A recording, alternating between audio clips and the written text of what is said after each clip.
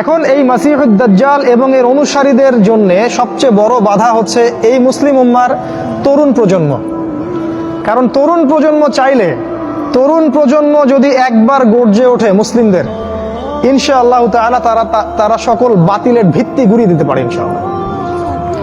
তরুণ প্রজন্মের মধ্যেই ছিল খালিদ বিন ওয়ালিদ, তারেক বিন জিয়াদ, এই মানুষগুলা, ওমর ইবনুল খাত্তাব, আলী ইবনে আবি তালেব, যায়েদ ইবনে হারসা, আসাদুল্লাহ, সাদ ইবনে আবি ওয়াক্কাস।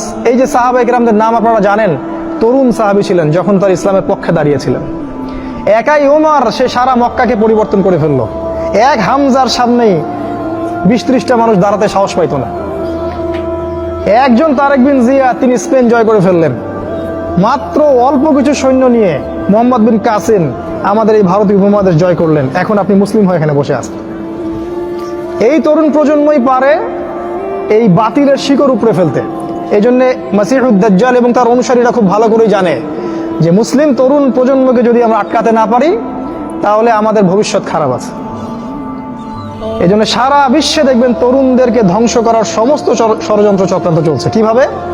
পয়েন্ট নাম্বার 1, প্রথমত ইহুদি এবং খ্রিস্টান এই সভ্যতা আপনার সাথে যা করেছে তা হচ্ছে আপনাকে আপনার জীবনের উদ্দেশ্য থেকে তারা সরিয়ে দিয়েছে। এটা 1 নাম্বার কাজ তারা করেছে। আল্লাহ পাক কোরআনে বলেছিলেন, ওমা খলাকতুল জিন্না ওয়াল ইনসা ইল্লা লিয়াবুদুন, আমি মানুষ এবং জিনকে শুধুমাত্র আমার ইবাদত করার জন্যই সৃষ্টি করেছি। তারা আপনাকে এই উদ্দেশ্য থেকে সরিয়ে দিয়েছে। এখনকার যুবক শ্রেণী আল্লাহর জন্য বাঁচে না, আল্লাহর জন্য মরে না। নো, এখনকার যুবক শ্রেণী টাকার জন্য বাঁচে, পদের জন্য বাঁচে, চাকরির জন্য বাঁচে, একটা মেয়ের জন্য বাঁচে। এখনকার যুবক শ্রেণী আল্লাহর জন্য বাঁচে না। ইল্লা মাশাআল্লাহ, অল্প কিছু ভাই আছে জানি, তাদের কথা আলাদা।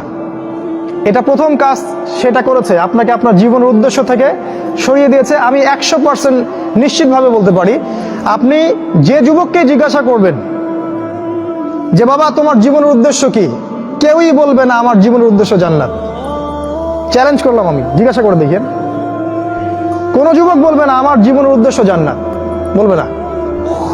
তার জীবনের উদ্দেশ্য চাকরি, অথবা একটা অ্যাফেয়ার, অথবা পলিটিক্যাল পাওয়ার, অথবা স্ট্যাটাস, অথবা জমি বাড়ি, অথবা গাড়ি। কারণ সমাজ এবং পরিবার তাকে এটাই শিক্ষা দিয়েছে, নিজের পায়ে দাঁড়াতে হবে বাবা তোমাকে।